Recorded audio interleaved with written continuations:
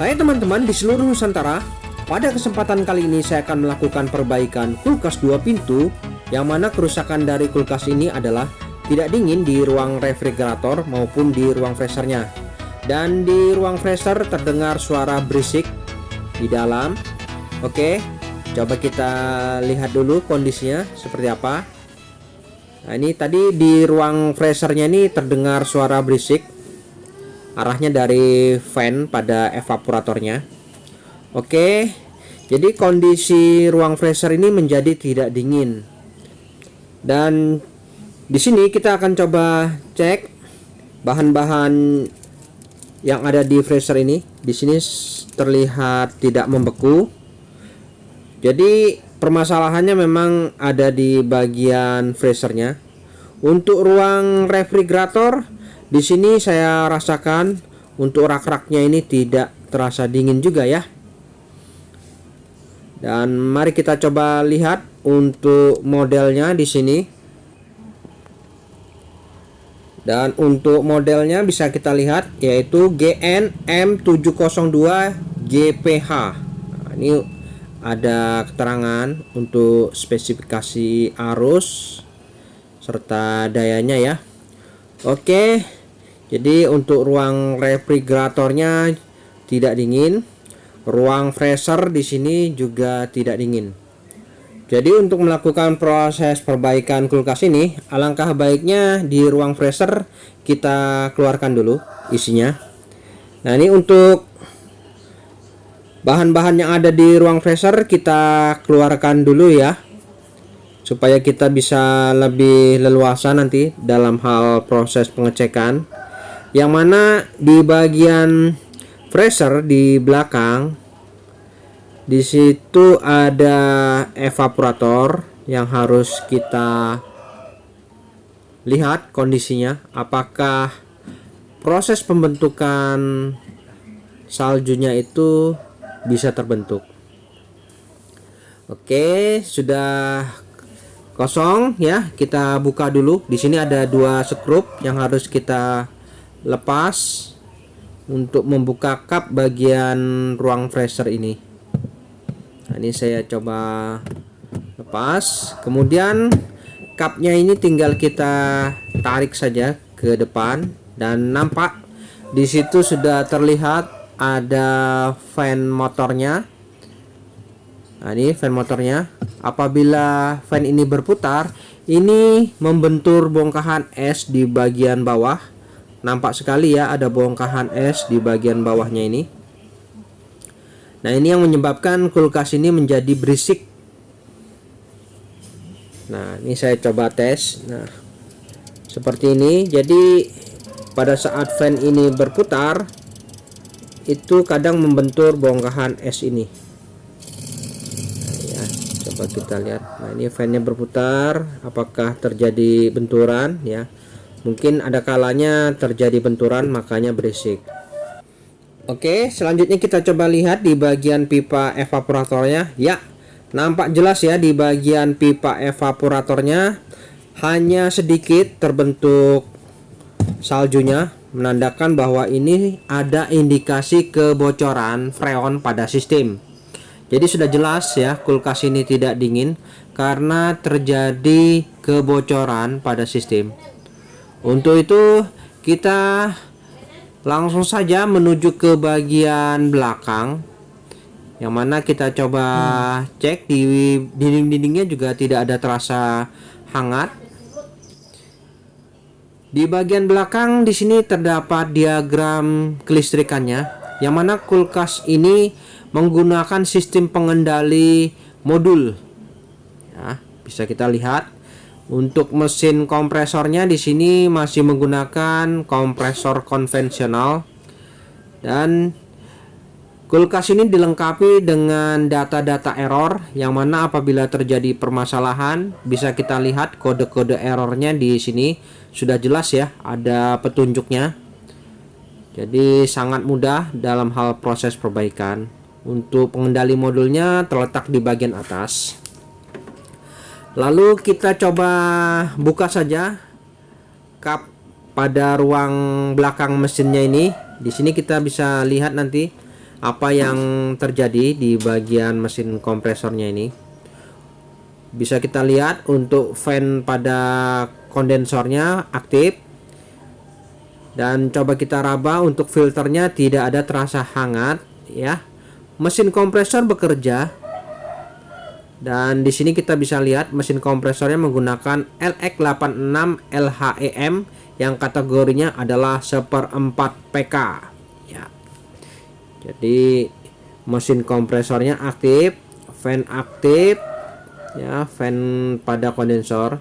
Untuk kulkas jenis ini biasanya terjadi kebocoran di bagian penampungan airnya ini, karena biasa sering saya temui pipa pada penampungannya ini terjadi kebocoran ya.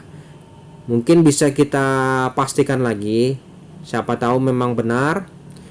Jadi kita harus analisa terlebih dahulu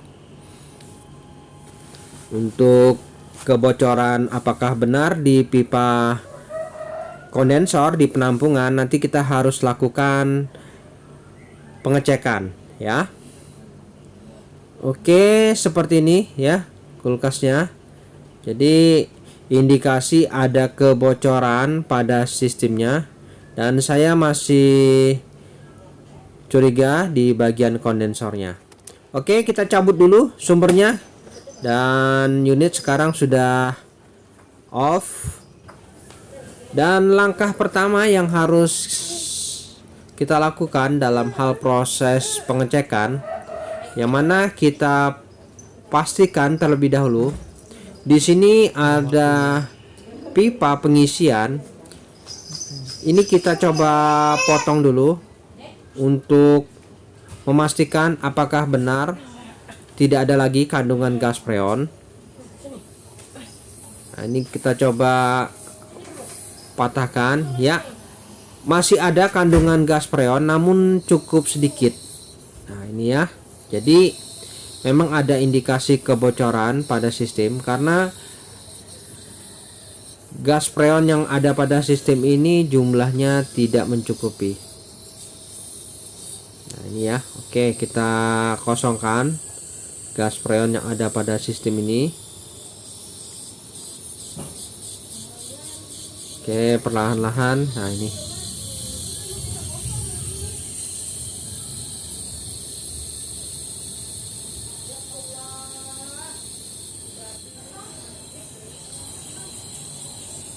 Oke, kita coba buang perlahan-lahan kandungan gas freon yang ada pada sistem ini. Dan jumlah dari gas freonnya ini tidak mencukupi, sehingga kulkas ini menjadi tidak dingin. Oke, sudah kita buang sisa gas freon yang ada. Selanjutnya di sini kita akan coba hidupkan nanti mesin kompresor yang mana akan mendorong pipa kondensor. Dan untuk pipa hisapnya di sini yang menuju ke kompresor kita potong ya, supaya kita dapatkan tekanan kondensor untuk memastikan apakah benar ada kebocoran pada penampungan. Jadi di sini saya coba potong pipa hisapnya yang menuju ke kompresor. Oke, saya potong dulu untuk jalur pipa yang menuju ke kompresor ini, pipa dari evaporator.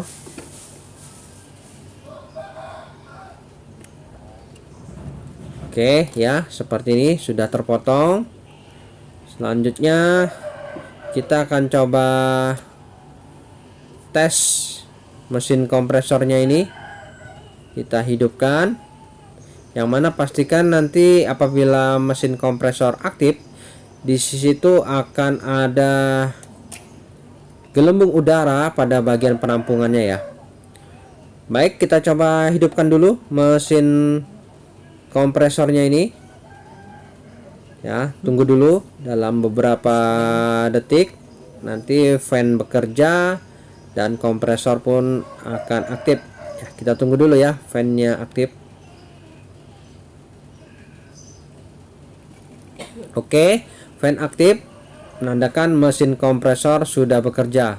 Selanjutnya untuk pipa hisapnya ini kita coba tahan ya, sambil kita berikan air pada penampungannya ini supaya nanti bisa terlihat apakah ada gelembung-gelembung yang nampak pada penampungannya ini. Oke, sambil kita berikan air dulu, dan cara ini adalah cara yang paling mudah menurut saya, karena dengan melihat ada gelembung-gelembung udara yang ada pada penampungan itu menandakan ada indikasi kebocoran. Nah, di sini sambil kita coba tekan ya pipa baliknya ini, sambil kita perhatikan apakah ada gelembung-gelembung udara pada penampungannya ini. Oke teman-teman, ternyata memang benar ada kebocoran di sana, nampak ya ada gelembung udara, menandakan bahwa terjadi kebocoran di bagian pipa kondensor di bagian bawah ya. Sudah jelas nampak itu. Jadi kita akan coba ganti saja untuk pipa kondensor yang di bagian bawahnya saja. Nah, jadi sudah terlihat. Oke, kita cabut dulu sumbernya. Jadi sudah jelas bahwa kerusakan kulkas ini adalah terjadi kebocoran pada pipa kondensor pada penampungannya. Untuk melakukan proses pergantian di sini untuk fan kondensor kita bisa lepas terlebih dahulu supaya tidak mempersulit kita dalam hal proses penggantian pipa kondensor ini. Nah, ini untuk pipa kondensor yang mengalami kerusakan atau kebocoran, kita potong saja. Kita potong saja, nanti kita rencananya akan buatkan sendiri dari pipa yang berbahan tembaga supaya lebih tahan.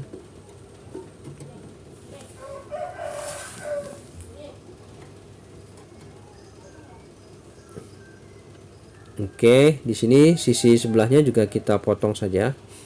Jadi cukup sedikit saja. Dan untuk jalur pipa yang menuju ke penampungan ini memang sengaja direndam supaya untuk mengeringkan air apabila sudah terisi pada penampungan. Nah, di sini ya untuk pipa yang mengalami kebocoran sudah nampak jelas. Ini pipanya yang mengalami kebocoran. Di bagian lekukan itu terdapat jalur yang keropos. Jadi ini pipanya yang mengalami kebocoran dan kita akan coba ganti menggunakan pipa tembaga ya. Kita tinggal bentuk saja seperti aslinya, bentuknya seperti itu. Jadi sangat mudah ya.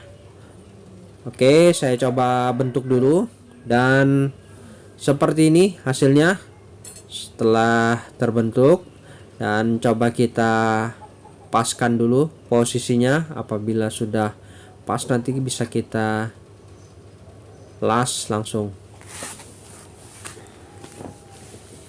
Oke, saya coba tes dulu apakah sudah cocok pada posisinya.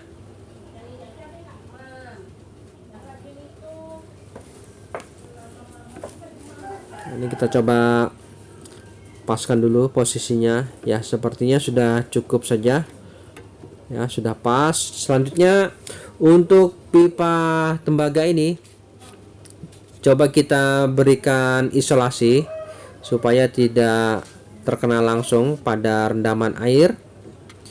Nah, ini jadi setelah saya isolasi, selanjutnya kita pasang saja ke posisi semula. Nah, seperti ini.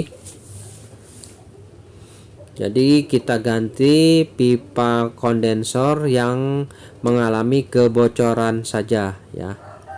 Dan pipanya wajib ya mengenai air, genangan air, supaya nanti air yang ada pada penampungan ini bisa kering dan nanti terisi lagi dan kering lagi. Seperti itu ya.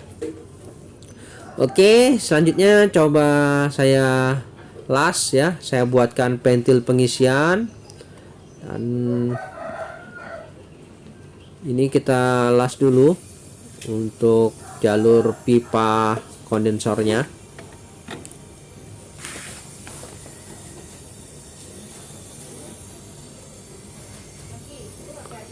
Oke, dalam hal proses pengelasan untuk bahan pipa tembaga dengan besi itu harus dicampur dengan boraks. Nah, di sini dengan menggunakan campuran bubuk borak, maka antara pipa tembaga dan besi itu bisa menyatu.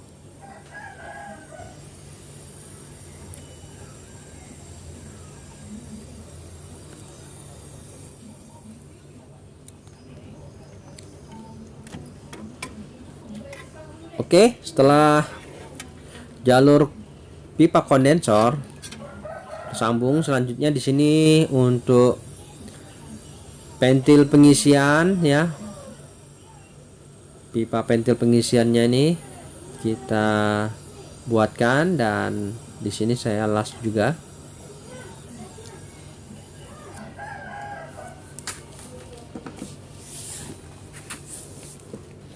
Oke, sudah ya, sudah terbuat untuk pipa pengisiannya. Kemudian untuk pipa kondensornya sudah tersambung. Dan kita harus pastikan lagi apakah sambungan pada pipa kondensor ini benar-benar sudah mantap. Kita coba tes dulu ya pada unit.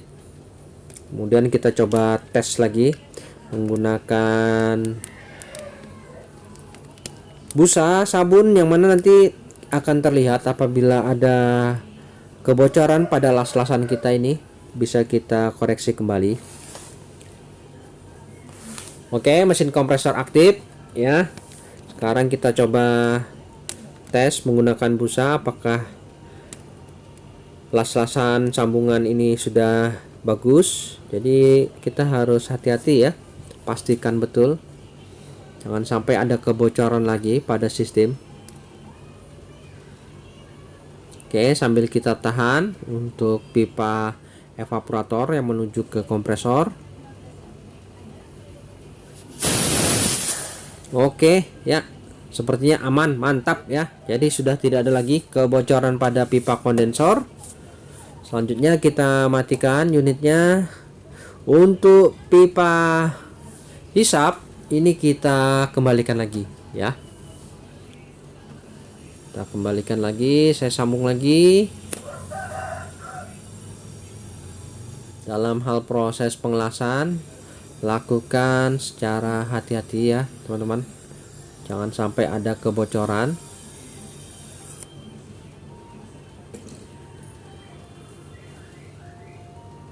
Oke ya, sudah tersambung semua ya, kondensor, pipa hisap dan pipa pengisian. Selanjutnya di bagian filter dryer, di sini saya coba buatkan lubang pembuangan udara, yang mana seperti biasa saya akan buatkan lubang menggunakan paku.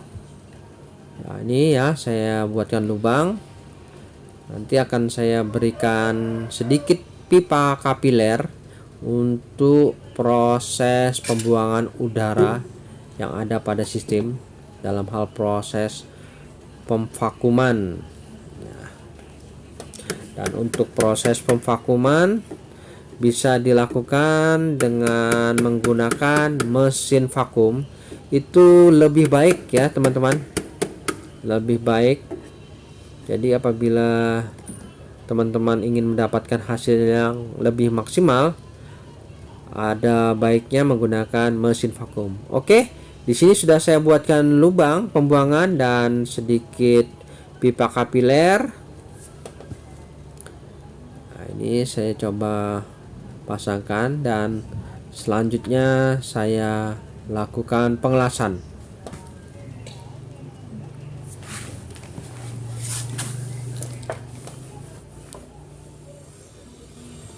Oke, jadi di sini saya buatkan lubang pembuangan udara dan selanjutnya kita las. Oke, sudah tertutup seperti ini. Nah, ini adalah lubang pembuangan udara untuk proses pemvakuman. Oke, sudah semua kita lakukan, dan tahap selanjutnya adalah proses pemvakuman ya. Dalam hal proses pemvakuman, kita hidupkan dulu unitnya dan pastikan mesin kompresor bekerja. Oke, setelah itu kita sambil pasang fan kondensornya ini. Nah ya, fan kondensornya ini sudah terpasang dan selanjutnya soketnya juga kita pasang. Nah, ini fan kondensor adalah untuk mendinginkan pipa kondensornya ini supaya tidak berlebihan panasnya. Oke, fan kondensor aktif ya. Selanjutnya dalam hal proses pemvakuman di sini, ini pastikan udara yang keluar pada pembuangan lancar, dan untuk sepuyer pentil pengisian ini kita pasang dulu. Nah, ini kita pasang sepuyer pentil pengisiannya. Oke, sudah terpasang. Selanjutnya kita siapkan selang manifold. Nah, ini selang manifoldnya kita pasang, karena di sini saya akan melakukan proses pemvakuman. Oke, pastikan sirkulasi pada keran selang manifold lancar ya. Kita coba buka tutup ya, pastikan tidak ada masalah. Oke, apabila sudah tidak ada masalah, kita tutup keran manifoldnya, dan proses pemvakuman ini sedang berlangsung, yang mana kita coba ukur dulu berapa arus pada saat running awal sebelum ada beban. Di sini arusnya sebesar 1,1 atau 1 ampere ya, dan udara yang keluar di jalur pembuangan ini pastikan nanti habis. Oke, biarkan ini dalam 30 menit. Selanjutnya sambil menunggu proses pemvakuman, tidak ada salahnya di sini kita coba lihat untuk pengendali modul di bagian atas. Di sini bisa kita lihat. Nah, seperti ini untuk modul pengendalinya. Jenis kulkas ini menggunakan modul pengendali digital seperti ini. Ya, jelas ya. Jadi modulnya seperti ini, dan yang mana untuk soket-soketnya ya lumayan banyak. Di sini ada rangkaian power supply. Selanjutnya di sini ada kapasitor starting. Kapasitor startingnya menggunakan 5 mikro 400 volt AC. Ya. Oke ya, seperti ini ya modul pengendali digitalnya ya. Oke, yang pasti kita sudah tahu bentuk modulnya seperti ini. Karena modul ini tidak ada masalah ya, jadi kita tidak perlu lakukan apa-apa di bagian modul ini. Kita hanya cek saja, kemudian bisa kita tutup kembali. Baik teman-teman, setelah kurang lebih 30 menit proses pemvakuman, yang mana di sini arusnya masih di 1 ampere, dan pastikan udara yang ada pada pipa pembuangan tidak keluar. Dan selanjutnya kita lakukan penutupan. Nah, ini kita tutup ya jalurnya, dan langsung saja di las permanen supaya lebih mantap.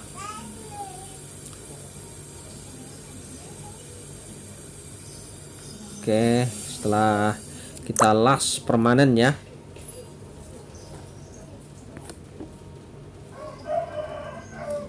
Oke, di sini jarum manifold menunjukkan di skala minus 30 PSI, dan selanjutnya kita lakukan proses pengisian gas freon. Di sini saya menggunakan gas freon Ineos Clea 134A. Ya, di sini kalengan. Saya gunakan kemasan kalengan. Oke, selanjutnya kita pasang dulu selang manifold pada botol freonnya ini, dan setelah kita buka keran freon, jangan lupa kita buang dulu udara yang terjebak pada selang manifold. Setelah pastikan tidak ada lagi udara yang terjebak pada selang manifold, baru kita boleh melakukan proses pengisian gas freon. Oke, lakukan proses pengisian gas freon ini secara bertahap ya, sedikit demi sedikit, hingga mencapai di tekanan 10 PSI. Saya rasa sudah cukup ya. Oke, dan sambil kita lihat berapa arusnya. Nah, arusnya di 1,4 ampere ya. Saya rasa sudah cukup untuk kapasitas 1/4 PK ya. Untuk filter ya sudah mantap ya, terasa hangat. Jadi tekanannya di 10 PSI dengan arus sebesar 1,4 ampere. Nah, ini saya rasa sudah cukup untuk arus pada kompresor 1/4 PK. Baik, selanjutnya bisa kita lepas saja selang manifold pada ventil pengisian. Jangan lupa kita tutup ventil pengisiannya ini ya, supaya aman. Dan proses pengisian sudah selesai, tinggal kita tutup saja ya. Nah, ini kita tutup saja, dan mari kita lihat bagaimana kondisi di ruang freezer pada pipa evaporatornya. Apakah sudah terbentuk saljunya ya? Oke, bisa kita lihat. Wah, di sini sudah terasa dingin nih teman-teman. Hawa semburan udara, hawa dinginnya sudah terasa. Dan lihat di bagian pipa evaporatornya sangat merata ya proses pembentukan saljunya, dari pipa paling awal sampai akhir sudah membeku, menandakan ini sudah sempurna ya proses pendinginannya. Jadi langsung saja kita tutup ya, karena proses pembekuannya sudah bagus ini pada ruang freezer. Langsung saja kita tutup, kita kembalikan kap-kap semua. Jadi yang pasti masalah untuk kebocoran sudah kita atasi, dan sudah kita lakukan proses pengisian gas freon, dan hasilnya sudah merata di bagian evaporatornya. Oke, sudah selesai semua ya. Kita tutup. Mantap. Jadi ruang freezernya sudah selesai ya. tinggal kita pasang semua aksesoris. Untuk ruang refrigerator coba kita rasakan. Oke, di rak-raknya ini sudah mulai terasa dingin, mantap. Nah, jadi untuk ruang refrigerator nanti akan dingin juga setelah ruang freezer itu maksimal ya. Oke, sepertinya tidak ada masalah lagi, dan selanjutnya kita rapikan semua ya. Baik teman-teman, sampai di sini dulu perjumpaan video saya, dan kita akan ketemu lagi pada video-video saya selanjutnya. Sampai jumpa.